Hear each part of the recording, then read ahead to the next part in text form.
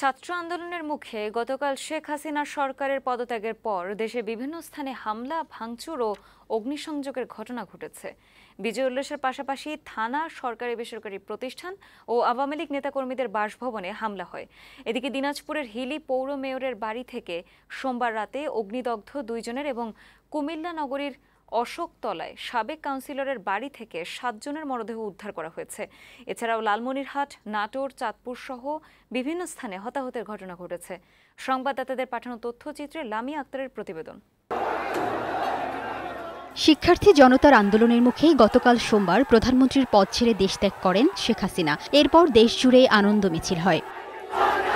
একই দিনে বিভিন্ন স্থানে প্রতিষ্ঠান ও বাসভবনে হামলা ও ভাঙচুর চালায় দুর্বৃত্তরা। লালমনিরহাট শহরে জেলা আওয়ামী লীগের যুগ্ম সাধারণ সম্পাদক সুমন খানের বাড়িতে গতকাল বিকেলে আগুন ধরিয়ে দেওয়া হয়। রাতে ওই বাড়ির 4র্থ তলার একটি কক্ষ থেকে 6 জনের দগ্ধ মরদেহ উদ্ধার করে ফায়ার সার্ভিস। তবে তাদের পরিচয় নিশ্চিত হওয়া যায়নি। চাঁদপুরের ফরিদগঞ্জ থানায় হামলা চালালে এক পুলিশ সহ 2 জন নিহত হয়। এছাড়া সদর উপজেলার লক্ষ্মীপুর ইউনিয়ন পরিষদের চেয়ারম্যান ও তার ছেলে গণপিটুনিতে নিহত হয়েছে। নাটোরে আওয়ামী লীগ নেতা শফিকুল ইসলাম শিমুলের বাসভবন জান্নাতি প্যালেসে সোমবার বিক্ষুব্ধ জনতা আগুন ধরিয়ে দেয়। মঙ্গলবার সকালে পুড়ে যাওয়া বাড়ি থেকে দগ্ধ 4 জনের মরদেহ উদ্ধার করা হয়। চাঁপাইনবাবগঞ্জে পুলিশ সুপারের কার্যালয়ে হামলা ও ভাঙচুর হলে এসপি সাইদুল হাসান সহ 55 জন ভেতরে আটকা পড়ে। এ সময় তারা গুলি ছুড়লে আহত হয় 4 জন। আগুন দেওয়া হয় জেলা পরিষদ ভবনেও। চাঁপাইনবাবগঞ্জ সদর মডেল থানাতেও হামলা চালানো হয়। এছাড়া নাচল, গোমস্তাপুর ও ভোলাহাট উপজেলায় বিভিন্ন স্থানে চলে ভাঙচুর ও অগ্নিসংযোগ। সংবাদ সংগ্রহের সময় 2 সাংবাদিক সহ 10 জন আহত হন। ঝালকাঠিতে সোমবার বিকেলে বিক্ষুব্ধ জনতা আওয়ামী লীগের কেন্দ্রীয় নেতা আমির হোসেন আমুর বাসভবনে ভাঙচুর চালায় ও আগুন লাগিয়ে দেয়।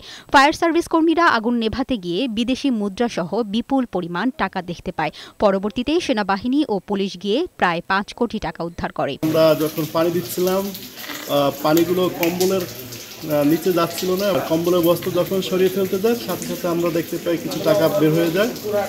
আমি সাথে সাথে ডিসি স্যারকে অবগত করি। ডিসি স্যার পরবর্তীতে সেনাবাহিনী এবং পুলিশকে এখানে পাঠায়। সোমবার বিক্ষুব্ধ জনতা কুমিল্লার তিতাস থানার 2 পুলিশ সদস্যকে পিটিয়ে হত্যা করে। এ সময় ব্যাপক ভাঙচুর ও অগ্নিসংযোগ করে বিক্ষুব্ধ জনতা। আহত হয় 20 জন।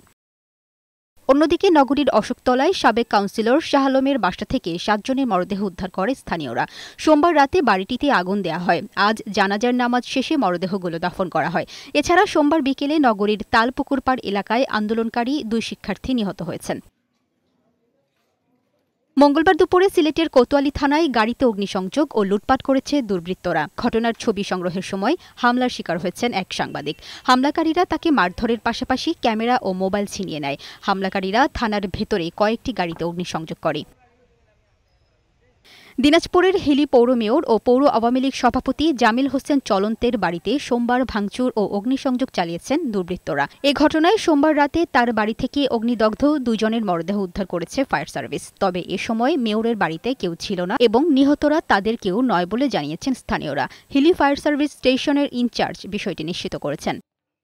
এছাড়া দেশের আরও কিছু স্থানে হামলা, ভাঙচুর ও অগ্নিসংযোগ ও হতাহতের ঘটনা ঘটেছে। ডেস্ক রিপোর্ট, বৈশাখী সংবাদ।